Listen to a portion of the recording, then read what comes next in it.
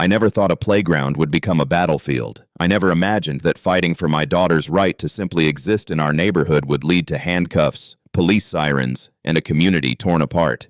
But sometimes, the people who claim to protect property values forget that human dignity is priceless. This is the story of how one woman's cruelty backfired in the most unexpected way, and how my daughter, despite everything stacked against her, taught an entire community what true strength looks like. My name is Rebecca, and 3 years ago, I moved into Willowbrook Estates with my 8-year-old daughter, Emma. It seemed perfect: tree-lined streets, well-maintained homes, a beautiful community park at the center of the neighborhood.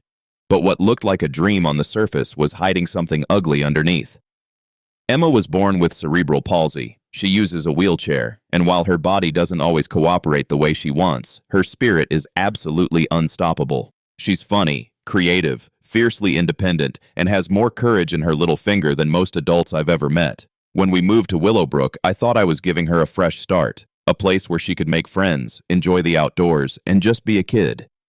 I was wrong. Her name was Patricia Hendricks, but everyone called her Mrs. Hendricks with a certain tone, the kind that carried both respect and fear. She was the HOA president, a woman in her late 50s with perfectly coiffed blonde hair, designer sunglasses that never left her face, and a clipboard that seemed permanently attached to her hand. She ran Willowbrook Estates like her personal kingdom, and God help anyone who stepped out of line. The first time I met Patricia was 2 weeks after we moved in. Emma and I were at the community park. Emma was laughing, trying to navigate her wheelchair across the wood chips to reach the swing set. I was walking beside her, ready to help if she needed it, but mostly just enjoying hearing her laugh. Then I heard the voice. "Excuse me, excuse me." Patricia was marching toward us, her heels clicking against the concrete path, clipboard raised like a weapon. "This playground equipment is not ADA compliant for wheelchair use. Your daughter shouldn't be here. It's a liability issue." I stood there, stunned. "I'm sorry, what?" Patricia's lips pressed into a thin line. "The HOA regulations clearly state that playground equipment must meet safety standards. If your daughter injures herself here, the association could be sued. I'm going to have to ask you to leave." Emma's laughter had stopped. She was looking up at this woman with confusion in her eyes, and that broke my heart more than anything Patricia had said. "She has every right to be here," I said, keeping my voice calm despite the anger rising in my chest. "This is a public community space. She's not doing anything wrong." Patricia stepped closer, lowering her voice to a hiss that Emma couldn't hear. "Let me be clear, Rebecca. This is a family-friendly community. We have standards here, property values to maintain. If you can't follow the rules, perhaps Willowbrook isn't the right fit for you." That conversation was just the beginning. Over the next 6 months, Patricia made our lives a living hell. She issued violation notices for the portable ramp I installed at our front door, claiming it was aesthetically inconsistent with neighborhood standards. She called the police twice, claiming Emma's medical equipment delivery van was blocking traffic. She even tried to fine us for having a therapy dog, citing a no-pets policy that apparently didn't apply to the 3 families on her street who had designer breeds. But the worst came on a warm Saturday afternoon in June. The neighborhood was having its annual summer block party: bounce houses, food trucks, face painting, the works. Emma had been looking forward to it for weeks. She'd picked out her favorite purple dress, and I'd decorated her wheelchair with streamers and flowers. She wanted to feel special, to belong. We arrived at the park around 2 o'clock. Kids were running everywhere. Parents were chatting. Music was playing. Emma's face lit up when she saw the face painting booth. "Mom, can I get a butterfly, please?" "Of course, sweetheart." I pushed her wheelchair toward the line, and that's when I saw Patricia standing near the registration table, watching us. She made a beeline straight for us. "Rebecca, we need to talk." Her voice was sharp, cutting through the festive atmosphere like a knife. "Not now, Patricia. We're here to enjoy the party." Her eyes narrowed. "The party registration form specifically asked for the number of attendees. You registered for 1. Your daughter's wheelchair is taking up space meant for 2 people. That's a violation of event capacity regulations." I couldn't believe what I was hearing. "Are you seriously saying my daughter doesn't count as a full person because she uses a wheelchair?" People around us had started to notice. Conversations were stopping. Parents were turning to look. Patricia's face flushed red. "I'm saying that accommodations weren't made for special equipment. This is a safety concern." Emma tugged on my sleeve. "Mom, can we just go?" The pain in her voice, that small, defeated tone, ignited something in me. No, baby, we're not going anywhere. I looked Patricia dead in the eye. You want to know what's a safety concern? Bullying a child, discrimination, making a little girl feel like she doesn't belong in her own neighborhood. That's what's dangerous here, Patricia. She opened her mouth to respond, but before she could, a voice cut through the crowd. Mrs. Hendricks, we need to speak with you, now. 2 police officers were standing behind Patricia, but they weren't looking at me. They were looking at her. The taller officer, a middle-aged man with graying temples and a calm but authoritative presence, stepped forward. Mrs. Patricia Hendricks?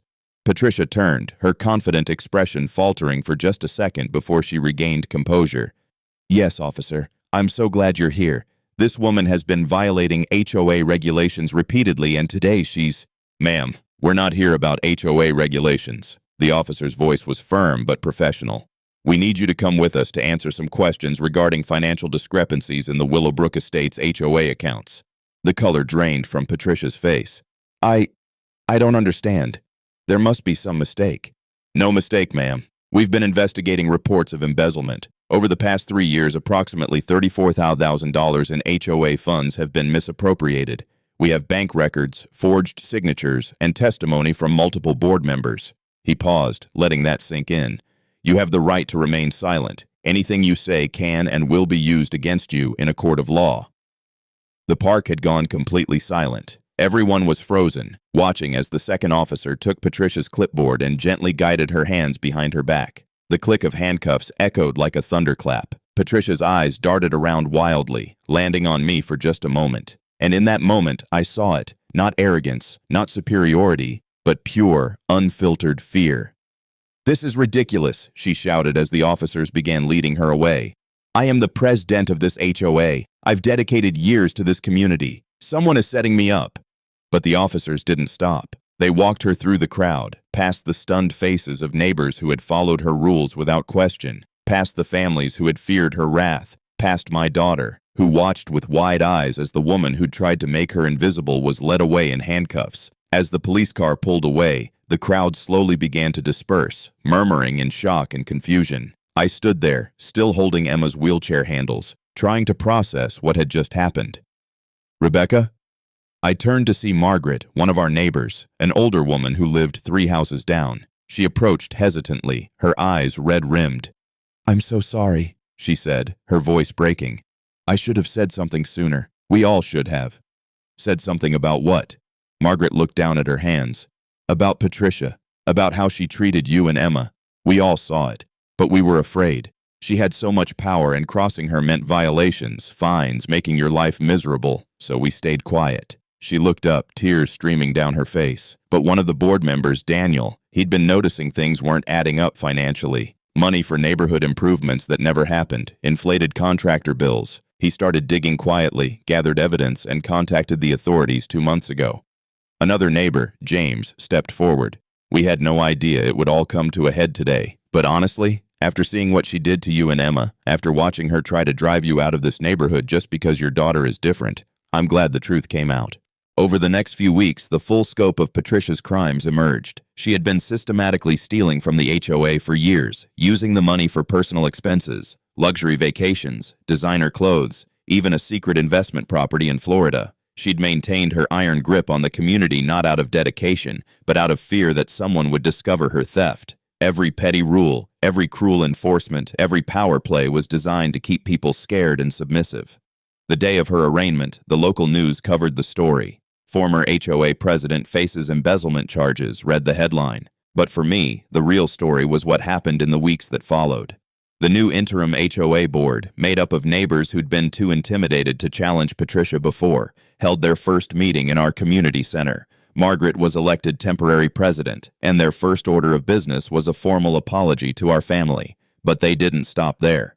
Using the recovered funds and additional community donations, the HOA commissioned a complete renovation of the playground. They installed wheelchair-accessible equipment, ramps, adaptive swings, sensory playstations. They created smooth pathways and shaded areas. They even added a beautiful mosaic mural designed by Emma herself, featuring butterflies and flowers and the words, "Everyone belongs here."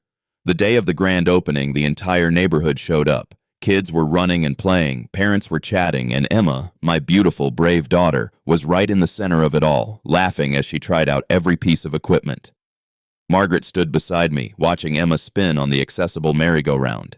You know, Rebecca, Patricia thought she was protecting this community, but all she did was make people afraid to be human. You and Emma, you reminded us what a real community looks like. As the sun set over Willowbrook Estates that evening, I realized something profound. Patricia had tried to make Emma invisible, to erase her from a community that should have welcomed her with open arms. But in her cruelty, in her desperation to maintain control, she'd actually done the opposite. She'd forced people to see Emma, really see her, not as a liability or a problem to be managed, but as a little girl who deserved love, dignity, and a place to call home. And when the truth finally caught up with Patricia, when her own crimes led her away in handcuffs, it wasn't revenge I felt. It was hope. Hope that maybe, just maybe, people would learn that true community isn't built on rules and regulations and fear. It's built on compassion, inclusion, and the courage to stand up for what's right, even when it's hard. Emma still talks about that day sometimes. Not about the handcuffs or the police cars, but about the moment when the neighborhood came together to build something beautiful, something that welcomed everyone. Mom, she said to me recently, I'm glad we didn't leave Willowbrook. I smiled, kissing the top of her head. Me too, sweetheart. Me too.